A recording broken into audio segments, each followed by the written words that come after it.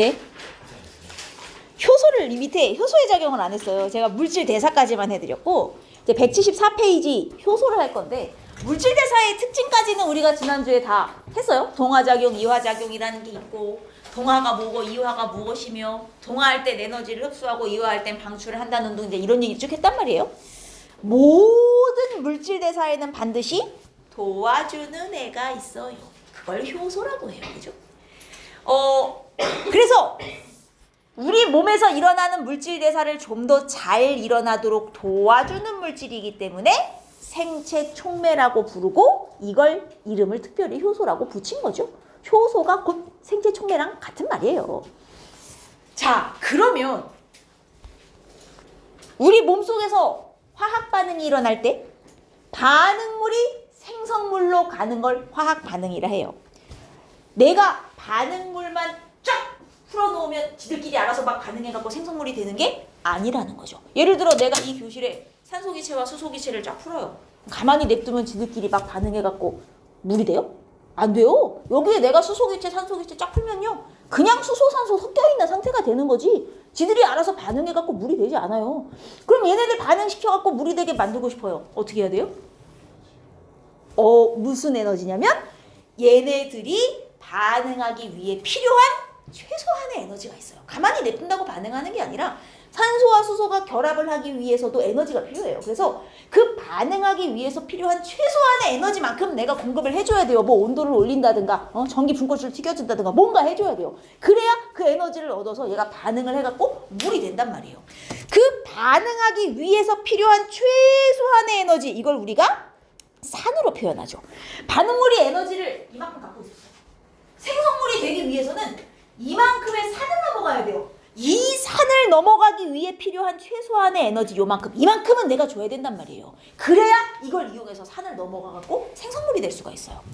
요 반응하기 위해 필요한 최소한의 에너지, 이게 활성화 에너지예요. 활성화 에너지의 의미는 반응에 필요한 최소한의 에너지, 반응에 필요한 최소한의 에너지. 근데 이 활성화 에너지를 효소가 있으면, 이게 효소가 없을 때의 그래프라면 알죠? 효소가 있으면 활성화 에너지 그래프가 이렇게 낮아져요. 즉 효소가 없을 때는 이만큼 에너지가 있어야 산을 넘어갈 수 있는데 효소가 있으면요 요만큼만 있어도 산을 넘어갈 수 있는 거예요. 즉 산 넘어가기가 쉬워져요. 반응하기가 쉬워져요. 그만큼 더 반응을 잘하게 돼요. 여기서 말하는 반응을 잘한다는 반응을 더 빠르게 할 수 있게 되어입니다. 알겠습니까? 자, 그래서 효소가 없을 때보다 있을 때 활성화 에너지가 낮아져요. 효소의 역할은 뭐? 활성화 에너지를 낮추어 반응이 빠르게 일어나게 하는 거예요. 활성화 에너지가 낮아졌다고 해서 반응이 더 많이 일어나갖고 생성물이 늘어나거나 이게 아니에요.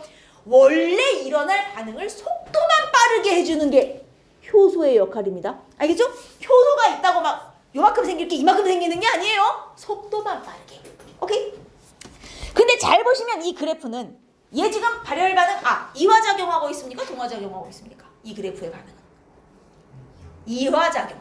왜냐면 반응물의 에너지가 이만큼인데 반응 끝나고 나니까 요만큼이 됐어요. 줄었어요. 얼마만큼 줄었습니까? 에너지가. 이만큼 줄었죠? 이 감소한 에너지 어디 갔는데요? 밖으로 방출했죠. 반응하면서. 요 반응하면서 밖으로 방출한 에너지, 이걸 반응열이라 하고요. 요 반응열이 바로 밖으로 방출되면서 이제 발열 반응이 일어난 거고, 그래서 이화작용인 거고, 지금 이 반응이 일어나면 주변의 온도는 어떻게 되는 거죠? 높아져죠. 발열 반응이 일어났으니까. 자, 그러면 제가 이거를 A, 요 화살표를 B, 요 화살표를 C, 이 화살표를 D라 하겠습니다. 이렇게. 자, 효소가 있을 때와 없을 때 변하는 건 누구예요? 이 중에 D뿐이에요. 효소가 있든 없든 A, B, C는 바뀌어요? 안 바뀌어요? 안 바뀌어요. 즉 효소는요 반응물과 생성물의 에너지 그리고 반응할 때 투입하는 에너지에는 영향을 미치지 못해요. 딱 하나, 활성화 에너지만 변화를 시킬 수 있는 거예요. 근데 이게 이제 문제에 따라서는 이런 식으로 줄 때가 있어요. 이렇게 해놓고 아이고 A, B라고 해야죠. B라고 해놓고. 자, 다음 중 효소가 있을 때 변하는 에너지는 뭐냐? 그러면 B가 맞아요. 효소가 있을 때 변하는 건 B죠. 하지만 B가 활성화 에너지예요? 아니죠. 활성화 에너지는 무조건 반응물부터 꾹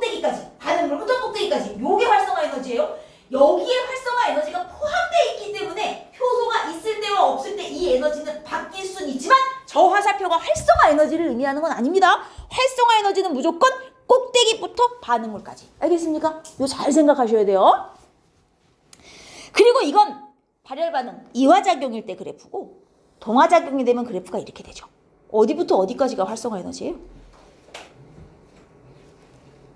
무조건 반응물부터 꼭대기, 반응물부터 꼭대기. 이게 활성화 에너지예요. 무조건 반응물부터 꼭대기. 근데 지금 제가 표시한 이 활성화 에너지는 효소가 없을 때 기준이고요.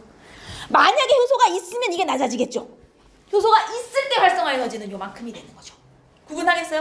활성화 에너지는 무조건 뭐? 반응물부터 꼭대기예요. 반응물부터 꼭대기. 알겠습니까? 이해했어요? 이거는 흡열 반응. 얘는 반응물의 에너지가 요만큼이었는데 생성물 에너지가 이만큼이 되잖아요. 차이가 요만큼 나죠? 이게 이제 흡수하는 에너지가 되는 거예요. 맞습니까? 흡열 반응. 이 흡수하는 에너지도 반응열이라 해요. 그러니까 방출하는 것도 반응열, 흡수하는 것도 반응열. 하지만 효소가 있든 없든 반응열의 크기에는 아무런 상관이 없어요. 활성화 에너지에만 영향을 미치는 거지. 이해했어요? 이게 효소예요. 그래서 효소는 활성화 에너지를 변화시켜서 반응 속도를 바꿔주는 물질인데 이 효소의 주성분이 다 뭐예요? 단백질이죠. 우리 몸에 있는 효소 호르몬의 주성분 다 단백질 아닙니까? 근데 단백질은 어떤 특징을 가지더라? 우리 중간고사 때. 단백질은 일단 무엇에 굉장히 민감해요? 열과 pH에 굉장히 민감해요. 그래서 이 효소가 주성분이 단백질이기 때문에 나타나는 특징이 몇 가지 있는데 효소가 주성분이 단백질이기 때문에 1. 온도와 pH의 영향을 많이 받는 것. 그리고 2. 독특한 입체 구조를 가지는 것. 이게 두 가지의 특징을 가져요. 이 두 가지 특징은 효소가 단백질로 이루어져 있기 때문에 나타나는 특징이에요. 이게 단백질이기 때문에 나타나는 특징이 있고 단백질이든 아니든 이제 효소만의 고유한 특징이 따로 있거든요. 이 두 가지는 단백질 때문에 나타나는 특징이에요. 단백질이 독특한 입체 구조 가졌었던 거 기억하죠? 그래서 효소는 주성분이 단백질이기 때문에 독특한 입체 구조를 가지고 그 다음 두 번째 온도와 pH에 영향을 많이 받는데 제가 온도랑 pH 얘기를 먼저 하면요. 그럼 효소는 몇 도 정도에서 제일 활동을 잘해요? 체온이죠, 체온. 이 체온 범위 35도에서 38도 사이. 여기서 제일 활동을 잘해요. 그러면 효소와 온도 사이의 관계 그래프 없네요. 자, 효소와 온도 사이의 관계 그래프를 한번 그려보면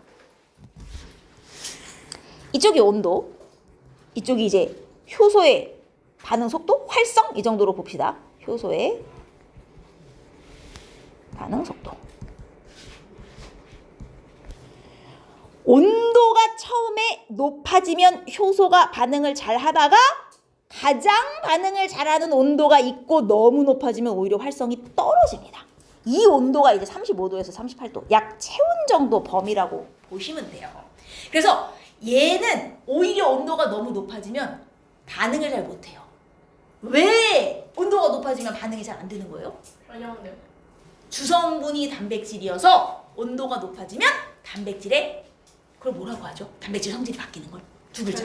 변성. 단백질의 변성이 일어나 제대로 작용을 못하게 된다. 이렇게 쓰시면 되는 것이고 모든 효소의 활성 온도는 모든 효소는 아니지만 대부분의 효소의 활성 온도는 거의 비슷해요. 요 체온 정도에서 제일 활동을 잘해요. 근데 pH는 좀 얘기가 달라요. pH는 효소마다 반응을 더 잘하는 pH가 각기 다 다르거든요. 그래서 pH 같은 경우는 이래요. 이쪽이 이제 pH면 어떤 효소는 여기서 반응을 잘하는 효소, 어떤 효소는 여기서 반응을 가장 잘하는 효소, 어떤 효소는 여기서 가장 반응을 잘하는 효소 이런 식으로 이제 조금씩 바뀌어요. 자, 이거를 뭐 ABC라고 한번 더 볼까요? A 같은 경우는 pH 2에서 가장 활동을 잘 하는군요. 그럼 쟤는 어떤 액성을 좋아하는 거예요?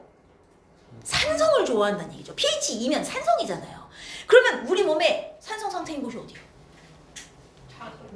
위요, 위. 위가 완전 산성. 여기 염산 들었잖아요. 우리 위 속에 있는 효소는요. pH 2, 산성에서 제일 활동을 잘하는 효소들이에요. 그 다음 B는 pH 7에서 가장 활동을 잘하는군요. 쟤는 중성에서 제일 활동을 잘하는 거예요. 제가 어디 있는 효소냐? 입속에. 아밀레이스 알죠? 우리 입속이 중성이에요. 얘가 중성인 이유가 아밀레이스가 중성에서 제일 활동을 잘해요. 이 B가 아밀레이스예요. C는 pH 8에서 가장 활동을 잘하는군요. 얘는 염기성에서 제일 활동을 잘하는 효소. 우리 몸의 염기성인 곳은 어디냐면 소장입니다. 얘는 소장에 있는 어떤 효소인 거예요. 그래서 효소들이 가장 활동을 잘하는 온도는 대부분 비슷해요. 체온범위예요. 근데 pH는 효소마다 조금씩 달라요. 왜요? 왜요? 됐습니까? 여기까지? 이런 식으로 어쨌든 효소는 자기마다 가장 활동 잘하는 온도랑 pH를 갖고 있다. 그게 이유가 뭐다? 주성분이 단백질이라서 그런다 라고 기억하시면 되고, 그 다음 두 번째, 고유한 입체 구조를 가지는 것. 단백질 자체가 독특한 입체 구조를 가지기 때문에 효소도 독특한 모양이 있어요. 자기만의. 효소가 자기만의 독특한 모양을 가지다 보니 어떤 특징이 나타나요? 효소가 이렇게 생겼어. 자, 반응물. 이 효소와 결합할 물질이에요. 반응물과 같은 말이 기질입니다. 효소와 결합할 물질이 여러 종류 들어왔어요. 근데 얘는 독특한 입체 구조를 갖고 있어요. 지하고 모양이 이렇게 딱 맞는 애하고만 골라서 결합한다는 거죠. 자, 이 효소가 얘하고도 결합하고 쟤하고도 결합하고 저놈하고도 결합하고 이렇게 안 합니다, 여러분. 하나의 효소는 자기하고 모양이 딱 맞는 놈하고만 결합을 하게 돼 있어요. 즉, 하나의 효소는 몇 개의 반응물과만 결합한다. 하나의 반응물과만 결합한다. 그래서 이거를 우리가 효소는 한 종류의 기질과만 결합한다. 기질 특이성이라고 합니다. 근데 기질자는 생략하기도 해요. 그냥 특이성이라고 부르기도 해요. 효소는 기질 특이성을 가져요. 풀어서 얘기해 볼까요? 효소는 지하고 맞는 딱 한 놈하고만 결합해요 라는 뜻입니다. 근데 그 이유가 뭐야? 독특한 입체 구조를 가져서. 그러니까 지하고 모양이 맞는 애하고만 결합을 하는 거예요. 이것도 결국은 뭐 때문에 나타나는 특징이에요? 지 주성분이 단백질이기 때문에 나타나는 특징이에요. 이해했습니까? 자, 하나의 효소는 하나의 기질과만 결합한다. 맞아요, 틀려요? 맞아요. 하나의 기질은 하나의 효소와만 결합한다. 맞아요, 틀려요?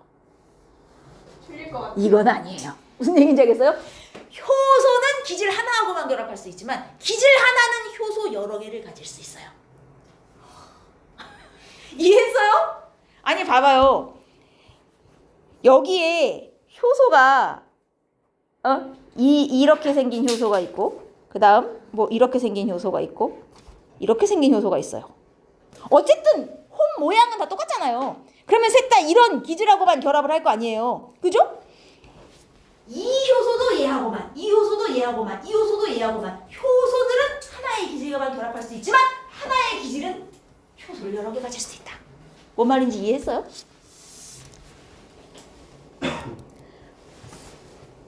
오케이. 자, 이게 기질 특이성이에요. 근데 요 그림을 보시면 이 그림에서 효소의 성질을 하나 더 알아낼 수 있어요. 자, 얘하고 결합을 했어요. 그래서 얘를 반응을 시켜줬죠? 효소가 도와줘가지고. 자, 반응 전과 반응 후 자기 자신은 바뀌었어요? 안 바뀌었어요? 안 바뀌었어요. 그럼 이 효소 다시 새로운 반응물과 결합할 수 있어요? 없어요? 있어요. 또 쓸 수 있어요. 효소는 재사용이 가능하다. 자, 이게 효소의 주성분이 단백질이기 때문에 나타나는 현상입니까? 아니요. 효소의 재사용은 단백질이기 때문에 나타나는 현상은 아니에요. 그럼 왜 나타나는 현상이에요? 효소가 무엇이기 때문에. 효소의 다른 이름이 뭐예요? 생체 촉매. 효소가 촉매의 역할을 하기 때문에 나타나는 특징이야. 촉매라는 개념이 뭐예요? 자기 자신은 안 변하면서 남만 도와주는 애를 촉매라 그래요. 이거는 단백질이라서 나타나는 게 아니라 효소가 촉매라서 나타나는 현상이에요. 알겠어요? 나는 가만히 있고 쟤를 도와만 주는 거예요. 오케이? 그래서 우리는 효소를 표현할 때 뭐라고 표현해요? 효소는 반응에 직접 참여한다, 안 한다? 안 한다. 자기는 직접 반응에 참여를 안 하면서 반응 속도만 빠르게 도와주는 거예요. 알겠죠? 효소는 반응에 참여하는 애가 아닙니다. 그러니까 지 스스로는 바뀌지 않아요. 이게 효소의 특징이에요. 간단하죠? 자, 그럼 이 그림을 보고 한번 대답해 볼까요? 자, 이 반응이 일어나면 주변의 온도는 올라간다. OX. 이 반응이 일어나면 주변의 온도는 올라가죠. 왜? 이화작용이잖아요. 지금 반응물을 쪼갰잖아요. 큰 덩어리를 작은 덩어리로 쪼개놨잖아요. 이화작용이 일어났으니까 이거 발열이에요. 그럼 이 반응이 일어날 때 주변의 온도는 올라갔어요. 근데 만약에 화살표가 반대로 가 있어요. 얘가 반응물이고 얘가 생성물이에요. 그럼 동화작용을 표현한 그림이 되는 거예요. 그럼 그때는 에너지를 흡수했겠죠. 이해했습니까? 이렇게 보시면 돼요. 그래서 효소는 재사용이 가능하다. 여기 효소의 특징을 몇 가지 적어놨군요. 100% 나오는 실험, 과산화수소 실험이에요. 여러분, 과산화수소는 분해되면 무엇과 무엇으로 나뉘어져요? 물과 산소. 이게 많이 헷갈려요. 과산화수소잖아요. 자꾸 물과 수소로 헷갈리는 친구들이 너무 많은데 과산화수소는 분해된다고 수소가 나오지 않아요? 물과 산소로 분해돼요.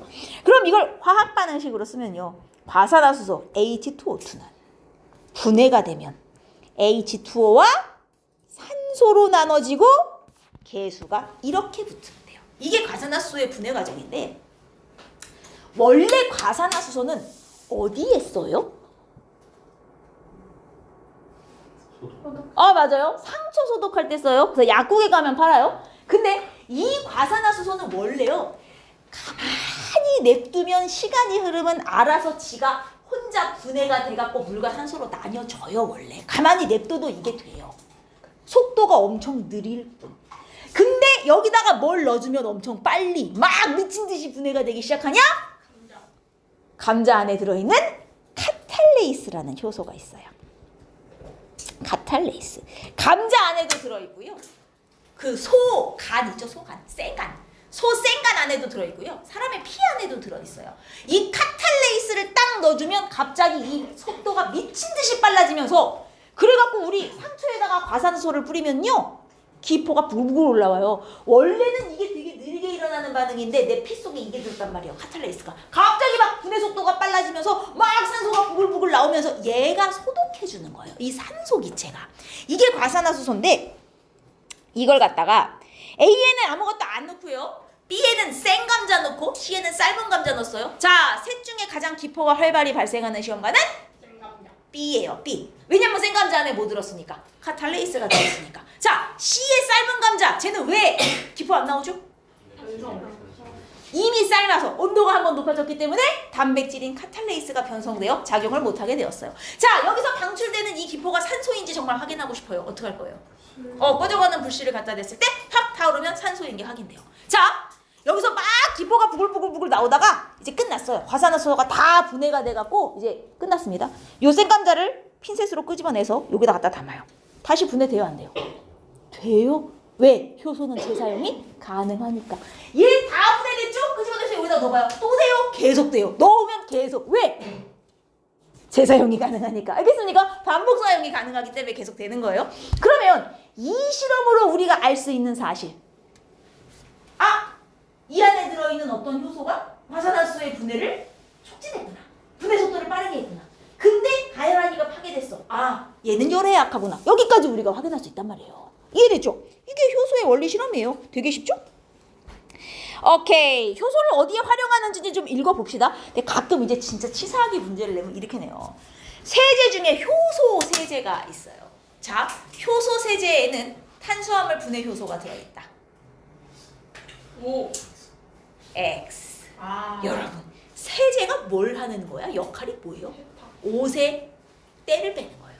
근데 때의 주성분이 주로 단백질이나 지방이에요. 그러니까 때를 잘 빠지게 하려고 효소를 넣은 세제라는 거잖아요. 그럼 무슨 분해 효소가 많이 들어가 있어야겠어? 단백질이나 지방 분해 효소 같은 게 많이 들어가 있어야 되는 거죠. 그래서 여기에 단백질 분해 효소와 지방 분해 효소라는 표현이 딱 나와 있는 거예요.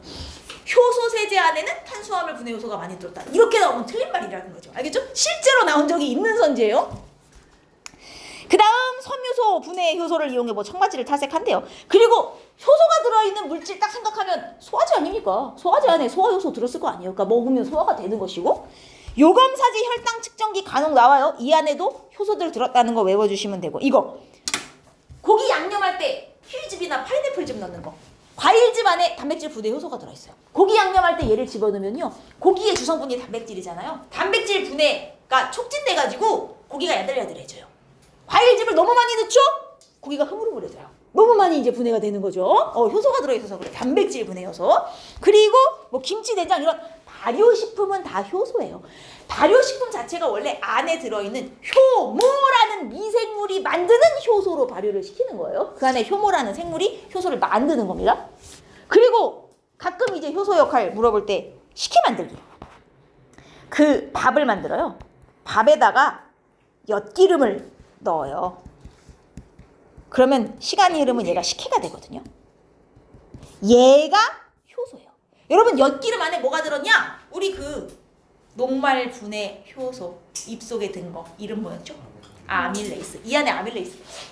그래서 이 엿기름 안에 아밀레이스가 밥을 막 분해시키면 아밀레이스는 밥 속에 녹말을 무엇으로 바꾸는 역할? 포도당까지는 아니지만 엿당, 당분이에요. 당분. 어쨌든 당으로 변화시켜요. 그러면 당분이 생기니까 식혜에서 단맛이 나요. 설탕을 안 넣는 거예요. 원래 식혜 만들 때. 밥에다가 엿기름만 넣으면 얘가 알아서 밥을 분해해갖고 당이 생긴단 말이에요. 그래서 단맛이 나는 거예요. 여기서 엿기름이 효소의 역할을 해주는 거죠. 이런 것들이 예시로 나와요. 뭐 어려운 건 없어요. 자, 그런데 이제 문제가 제가 뭘 좀 보여드리고 싶냐면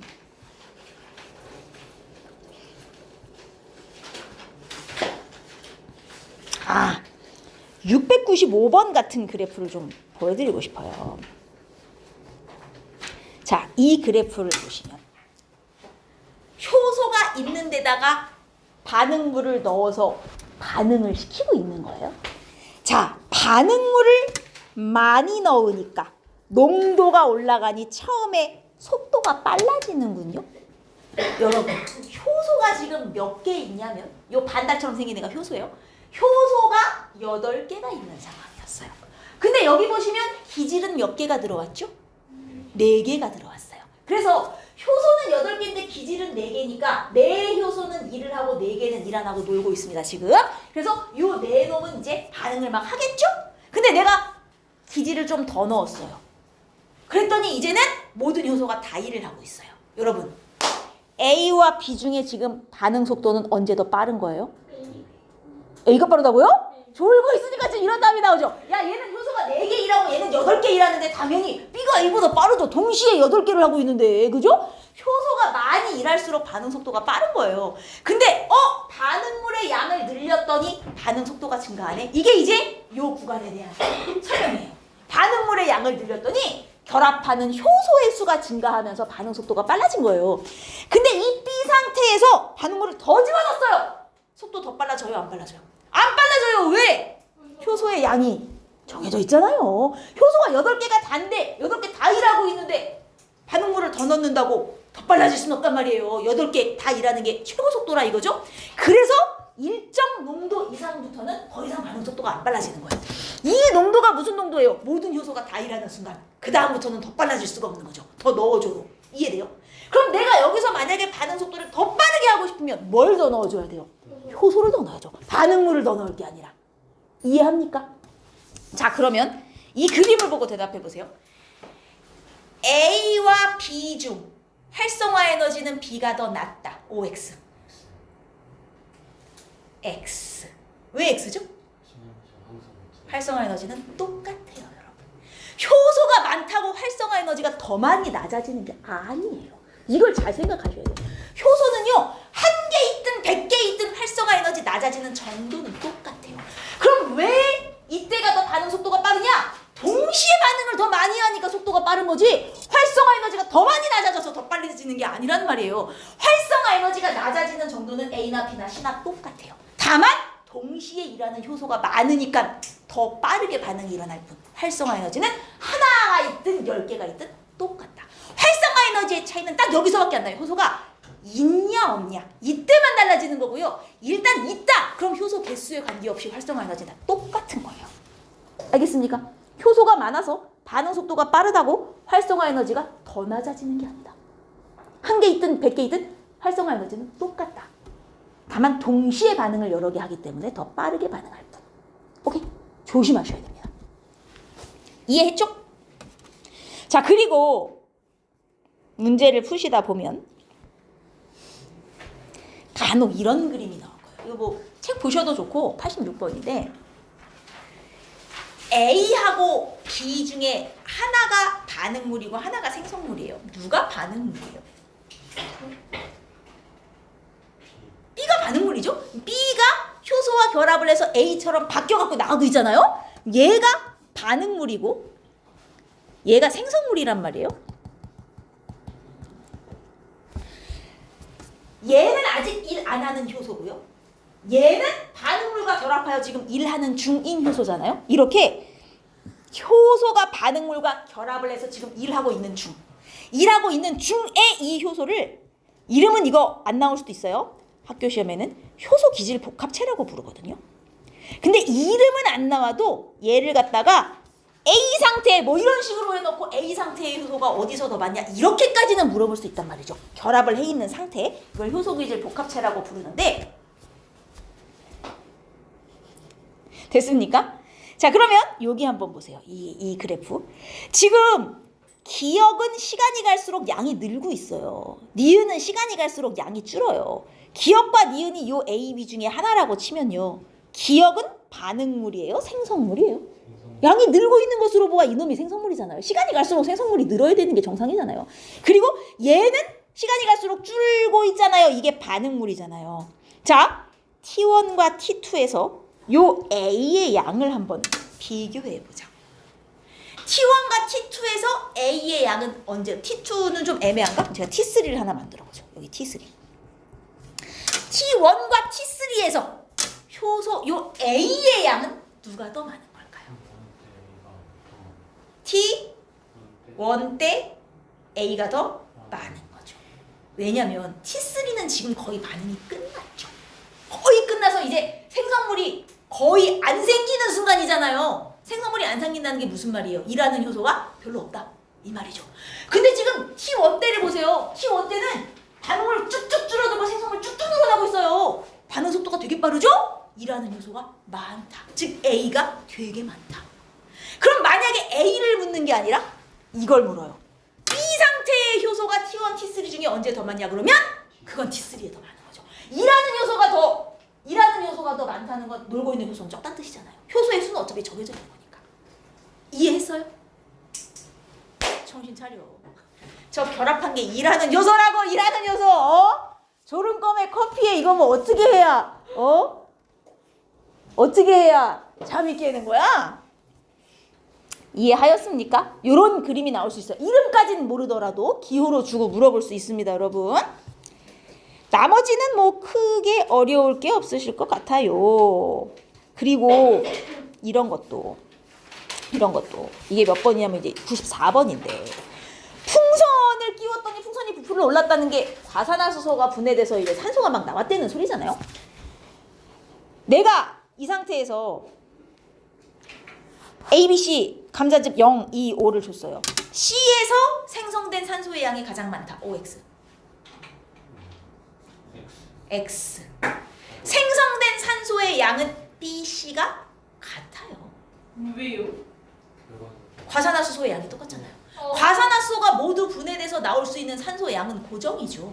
과산화수 양이 똑같잖아요. 다만 속도가 C가 빠른 거지 생성된 산소의 양이 많아지는 게 아니란 말이에요. 효소를 많이 넣는다고 해서. 왜냐면 이만큼의 과산화수소가 분해되어 낼 수 있는 산소는 정해져 있어요. 얘는 빨리 끝나고 얘는 천천히 끝날 뿐 최종 양은 똑같단 말이에요. 효소의 역할은 양을 늘리는 게 아니야. 속도를 빠르게 하는 거지. A는 아예 반응을 안 할 테니 넘어가고 일단 감자를 조금이라도 넣어줬다면 감자의 양에 관계없이 최종 생성되는 산소의 양은 같아요. 최종은. 근데 이제 만약에 문제에서 초기의 양 반응만 한창 하는 중을 비교하면 C가 더 많겠죠. 더 빠르니까. 하지만 완전히 반응이 다 끝나고 마지막에 비교하면 결국 생성량은 똑같아요. 속도의 차이일 뿐. 근데 만약에 이게 똑같이 과산화수소인데 얘는 3%짜리고 얘는 6%짜리. 이러면 진짜 생성된 산소의 양이 바뀔 수 있죠. 6% 과산화수소가 더 과산화수소 안에 많이 들었다는 거잖아. 이러면 진짜 산소가 더 많이 나올 수도 있는 거예요. 그러니까 애초에 실험하는 물질 자체가 같은 거라면 생성량은 다를 수가 없어요. 속도가 다른 거지. 이해했습니까? 이해했냐고? 요걸 구분하시면 됩니다. 쉽죠? 아주 좋아요.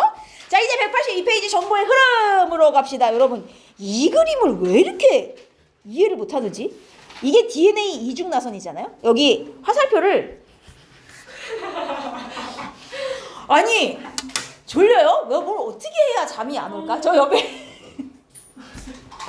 뭘 어떻게 해야 잠이 안 올까? 나 하나 더 먹을래. 지금 라스트인데요. 이 그림이 의외로 중요한 그림이에요. 이 봐라. 이게 DNA를 나타낸 거잖아요. 유전자가 큰 거예요? DNA가 큰 거예요? DNA가 큰 거예요.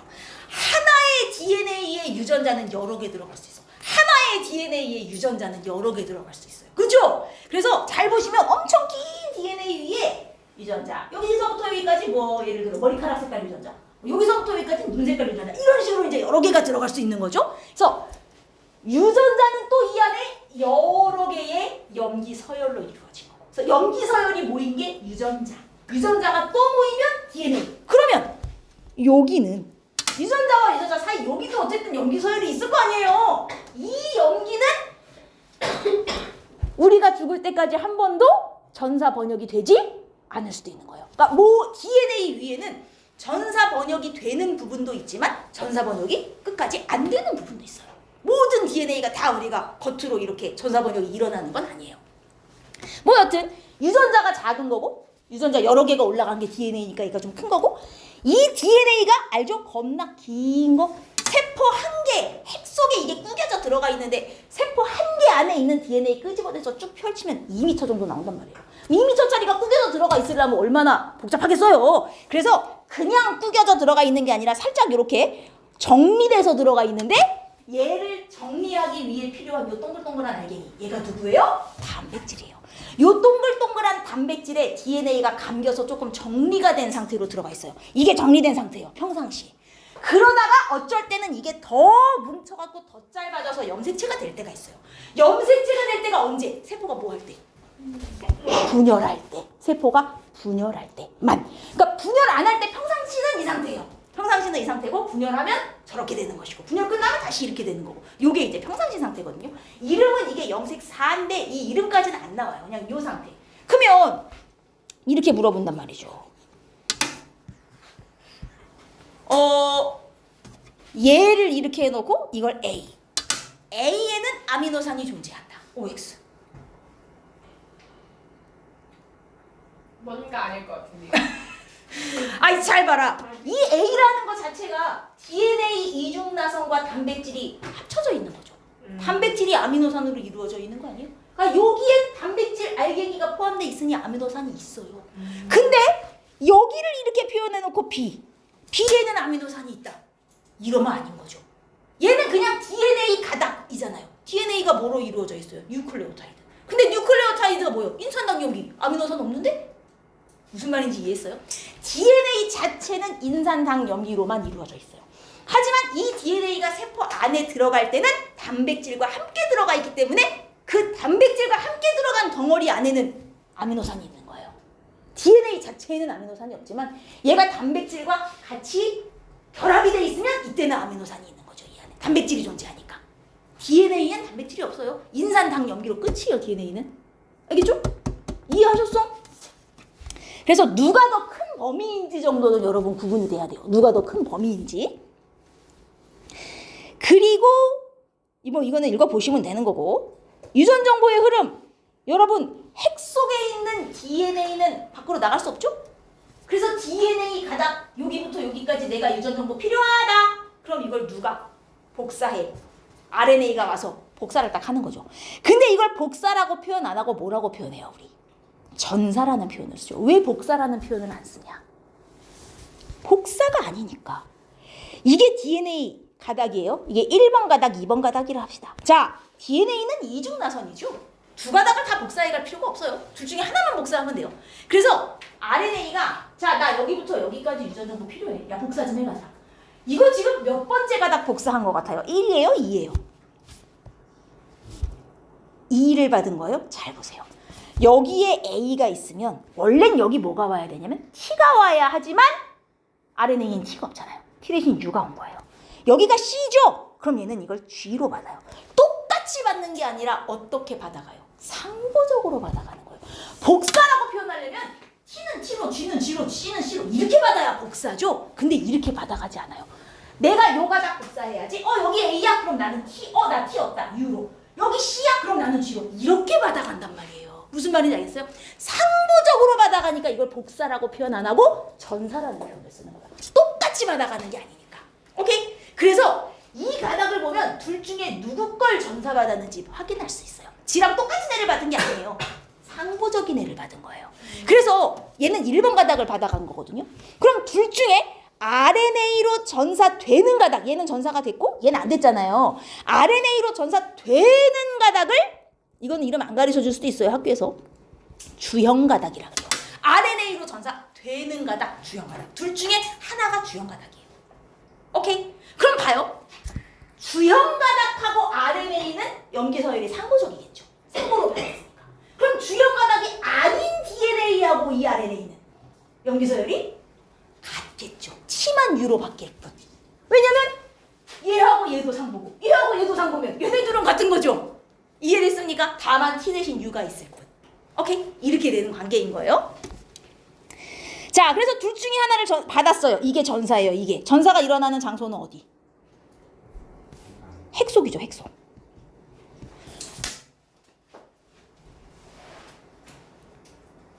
그리고 이게 전사 받았으면 이제 얘 어떻게 해요? 핵 밖으로 나가요.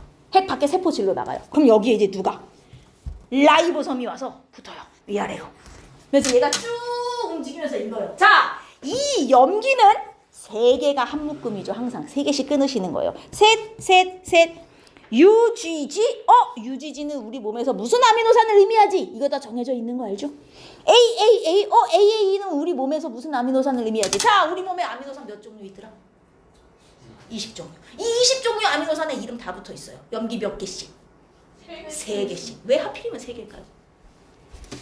왜 하나도 아니고 2개도 아니고 4개도 아닌 3개입니까?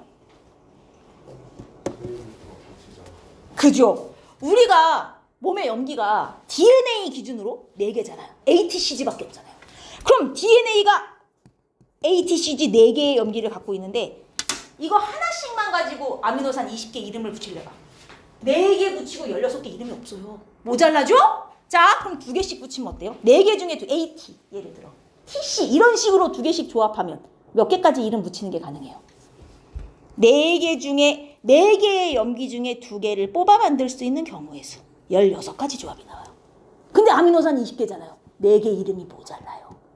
그래서 3개씩 짝을 짓는 거예요. 4개의 염기 중에 3개를 뽑아 만들 수 있는 경우의 수 몇 개? 64개.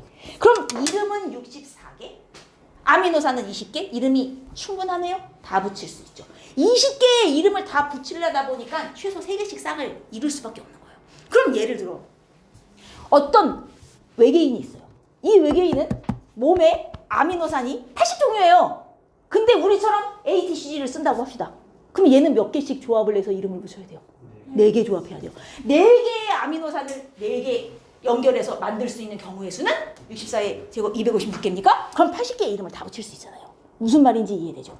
대신 아미노산은 20개인데 이름이 64개야. 남아 도네? 그래서 어떻게 해요? 하나의 아미노산의 이름을 막 플렉스했어. 여러 개 붙여.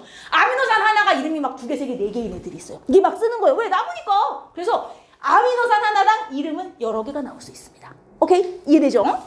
그래서 3개씩 묶은 거예요. 그러면 라이보솜이 이걸 알아요. UGG? 무슨 아미노산? 야, 갖고 와. 이 아미노산들 우리 몸속에 떠다니고 있단 말이에요. 여러분이 먹었어요. 그래서 얘 갖고 와서 여기다 놓고 그 다음 AAA 무슨 아미노산 갖고 와. 연결. 무슨 결합? 펩타이드라고. 연결 쭉 하면 이 순서대로 연결하면 내 몸에 필요한 어떤 단백질이 뿅 하나 만들어지는 거죠. 이해됐습니까? 이걸 다 라이보솜이 해주는 거예요. 이 RNA의 염기를 아미노산으로 바꿔서 단백질로 합성해주는 이 과정을 번역이라고 그래요. 그럼 번역은 어디서 일어난다고 해요? 일어나는 장소. 라이보솜이라고도 부를 수 있고 혹은 세포질이라고도 할 수 있어요. 세포질에 있는 라이보솜이죠. 정확히는. 세포질에 라이보솜 둘 다 맞아요. 그냥 세포질이라 해도 되고요. 라이보솜이라 해도 되고요. 세포질에 라이보솜이라 해도 돼요. 어쨌든 번역은 핵 밖에서 일어난다. 전사는 핵 안에서, 번역은 핵 밖에서. 이해했습니까? 이렇게 되면 우리 몸에 필요한 단백질이 되는 거예요. 이때 요 아미노산의 이름을 붙일 수 있는 염기 3개를 우리가 뭐라고 부르는 거예요? 코돈이라고 불러요. RNA에 있을 땐 이게 코돈이고요. 이게 원래 전사되기 전에 DNA에 있을 때는 이거였잖아요. ACC였잖아요. 근데 전사 받아서 UGG가 된 거잖아요. RNA에 있으면 코돈이고 전사되기 전에 DNA에 있을 때는 이걸 뭐라고 불러요? 이름이 달라요. 전사되기 전 DNA에 있을 때는 이거를 3염기 조합 혹은 유전 암호, 유전 부호 여러 가지의 이름으로 불러요. DNA에 있으면 이렇게 부르고 전사 받아서 RNA가 되면 코돈이라는 이름으로 불러요. 그러니까 우리 몸의 코돈은 몇 개?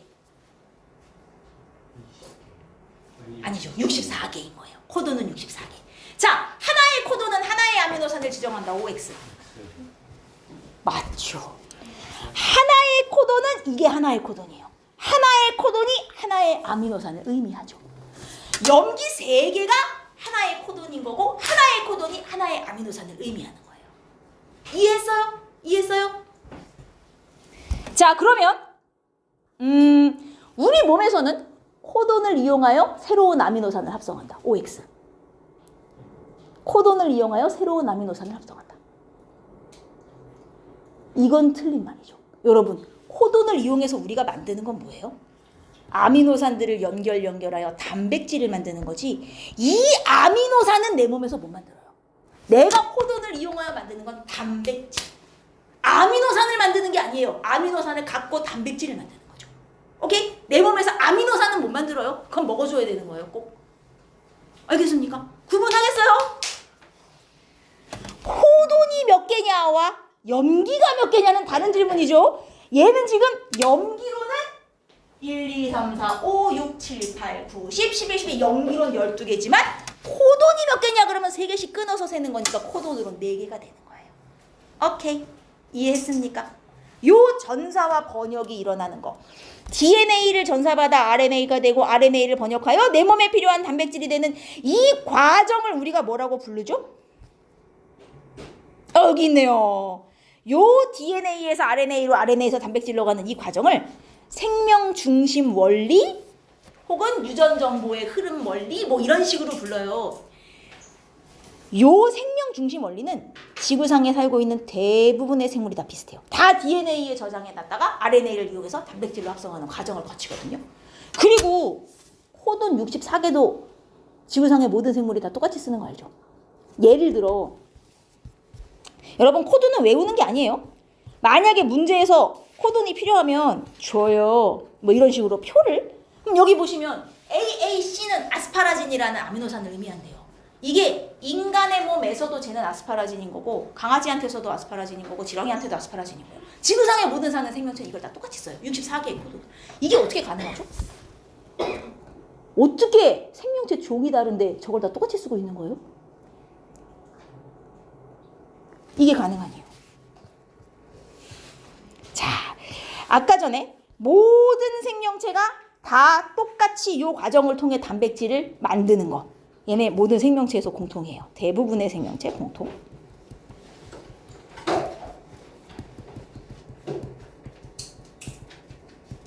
공통적인 과정이고요. 그리고 또 하나 대부분의 생명체가 코돈도 똑같이 써요. 동일한 코돈을 사용. 이렇게 쓸까요?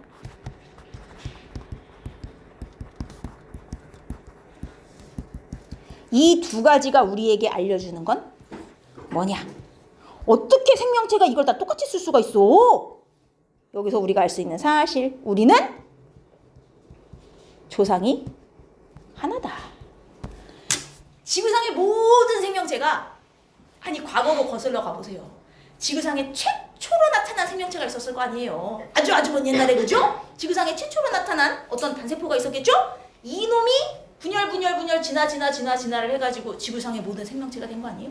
따지고 보면 지구상에 사는 모든 생명체는 조상이 똑같다는 거예요. 그러니까 그때 쓰고 있던 방식을 지금 다 똑같이 쓰고 있다. 아, 우리 공통 조상으로부터 나왔네? 를 알려주는 증거예요. 이해했습니까?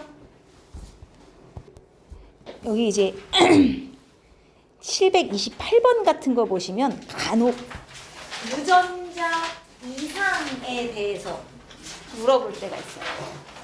뭐 염기서열이 여러 개가 쫙 있잖아요. 근데 실수로 염기서열 중간에 한 개가 딴 걸로 바뀌어버린 거죠. A여야 하는데 지금 U로 바뀌었죠, 얘가. 그러면 GAA는 글루탐산이라는 아미노산을 의미하는데 이게 U로 바뀌어버리면서 GUA가 의미하는 아미노산이 발린으로 변해버린 거예요. 그러면 여기 여러 개 아미노산 중에 중간에 하나가 다른 걸로 바뀐 거잖아요. 아미노산 하나만 바뀌어도 단백질이 완전 다른 단백질이 돼요.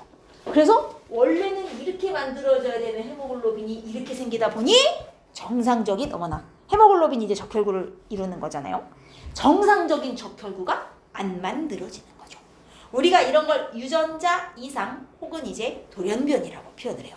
중간에 염기 하나가 딴 걸로 획가닥 바뀐 거예요. 근데 보시면 알겠지만 이 코돈이라는 게 여기 보시면 알겠지만 하나의 아미노산에 지정되는 이름이 여러 개인 애들도 있단 말이에요. 그러면 예를 들어 중간에 하나가 실수로 획가닥 바뀌었지만 이게 이걸로 바뀌어서 똑같은 아미노산을 지정하는 경우는 문제가 없는 거예요. 이건 운이 좋은 거고. 근데 염기 하나가 딴 걸로 바뀌었는데 아미노산 종류가 변해버려. 이러면 이제 만들어지는 단백질이 완전 바뀌면서 여러 가지 이상이 생길 수 있는 거죠. 왜? 그 코돈 한 개당 이름 여러 개 있는 거 있어요. 자, 코돈의 개수가 64개예요. 그죠? 왜냐면 4개의 염기 중에 3개를 뽑아 만들 수 있는 종류의 수니까 코돈이 64개. 근데 아미노산은 20개예요. 그러면 하나의 아미노산의 이름을 하나씩 붙여도 막 남잖아요. 이게 이름이에요. 코돈이. 얘가 아미노산이고요. 이름이 지금 64개야. 20개에다가 이름을 붙여야 되는 거예요. 하나씩 붙여도 44개가 남잖아요. 서열이 다른 코돈도 이렇게 바꾸셔야 돼요. 네. 똑같이 둘 다 이 아미노산을 의미하잖아요. 그러니까 아미노산 하나에 코돈은 여러 개일 수 있어요. 이렇게 물어볼게요. 기름이 똑같은 거예요. 완전 똑같은 거예요. 얘가 류신을 만들면 이 류신은 당연히 똑같은 기능을 하죠. 같은 아미노산인데. 만드는 건 아니지만 이제 류신을 의미하는 거니까. 왜? 문제가 있어요? 자, 이게 얘가 이걸 만드는 게 아니에요. CUG라는 코돈이 있으면 저 류신이라는 아미노산을 여기 이 자리에다 갖다 놓으란 뜻이구나. 이거죠. 이게 있어도 그 자리에 류신을 갖다 놓으란 뜻이구나. 어쨌든 만드는 아미노산 종류와 순서만 같으면 생성되는 단백질은 똑같은 걸 만들 수 있는 거예요. 그래서 하나의 코돈은 하나의 아미노산을 지정한다. 맞아요, 틀려요? 맞아요. 하나의 아미노산을 지정하는 코돈은 하나이다. 이건 아닐 수 있다는 거죠. 하나의 아미노산을 지정하는 코돈은 여러 개일 수 있어요. 물론 하나인 애도 있어요. 근데 2개, 3개, 4개인 애들도 있는 거예요. 오케이? 왜냐? 코돈의 수가 아미노산 수보다 많으니까. 학교에서 좀 더 디테일하게 가르쳐주면요. 코돈이 64개잖아요. 그럼 이 64개의 코돈이 다 아미노산에 이름 붙여져 있냐? 그건 또 아니에요. 지정하지 않는 코돈도 있어요. 지정하지 않는 코돈. 총 4개 있어요. 아니다. 3개 있어요. 3개 지정하지 않는 코돈. 근데 이것까지 알려주면 이제 학교에서 되게 많이 알려주는 거고요. 어쨌든 코돈은 64개, 아미노산은 20개. 그래서 하나의 아미노산엔 코돈이 1개 이상 붙을 수 있다. 근데 걔네는 왜 지정을 안 해요? 이게 모든 염기를 다 우리가 전사 번역하는 게 아니잖아요. DNA 염기가 쭉 있으면 자, 내가 여기부터 여기까지만 딱 전사해서 번역해야지. 그러면 전사를 쭉 하다가 그 다음번 요 염기를 읽으면 아무것도 지정 안 하는 애가 있잖아. 여기서 끝내란 뜻이에요. 야, 종결 여기까지야. 끝내는 코돈은 지정을 안 해요. 근데 이 끝내는 코돈이 3개 있어요. 64개의 코돈 중에. 그래서 3개는 지정을 안 합니다. 네, 여기까지 알려주면 되게 많이 알려주는 거고. 여튼 종결 코돈이라 그래요. 아무것도 지정 안 하는. 하여튼 이런 식으로 하시면 돼요. 뭐 어려울 거 하나도 없죠. 이상이 생기는 것도 다 이게 무슨 아미노산을 의미하니까 이렇게 바뀌면 요 아미노산 종류가 어떻게 하나 바뀌어서 단백질이 다르게 만들어지겠구나. 이렇게 판단하실 수 있어요. 요게 유전병입니다. 여기까지 해서 진도는 끝이에요.